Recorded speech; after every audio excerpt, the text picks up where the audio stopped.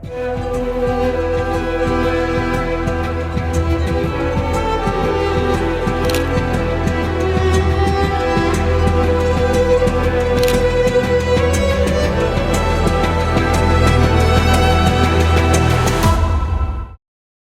kabar bahwa ada 3 desa di Nunukan yang awalnya merupakan bagian dari Indonesia, sekarang menjadi bagian dari Malaysia.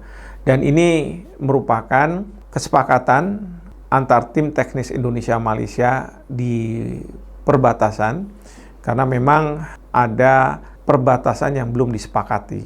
Dan ini disebut sebagai outstanding boundary problems. Nah, memang ada beberapa titik, tapi sepertinya di Nunukan sudah mulai disepakati. Namun demikian, ini masih kesepakatan antara tim teknis. Tentu ini akan disampaikan ke masing-masing pemerintah pusat. Nantinya pemerintah pusat akan, kalau semua dianggap oke, akan mempersiapkan perjanjian antar kedua negara. Perjanjian perbatasan, ya.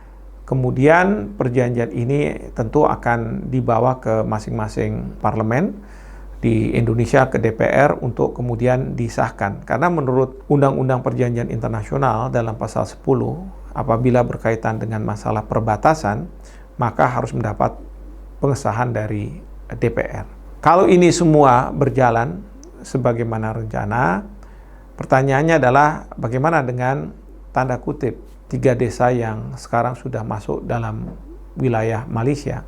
Tentu secara administratif kendali sekarang ada di Malaysia. Bagaimana dengan warga yang ada di sana?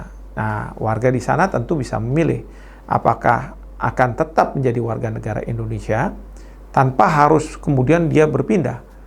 Ya, tetapi warga negara Indonesia yang berada di Malaysia, atau dia memilih untuk menjadi warga Malaysia.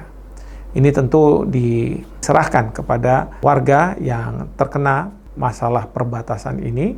Namun demikian, ini tidak perlu harus menjadi sesuatu yang besar antar dua negara, tetapi kita menghormati, tentu juga kita menghormati pilihan dari warga yang terkena kesepakatan antar perbatasan dua negara. Tetap mereka itu adalah orang-orang yang tentu harus dihormati dan dilindungi menurut hukum internasional, terlepas dari kewarganegaraan mereka. Demikian pandangan saya.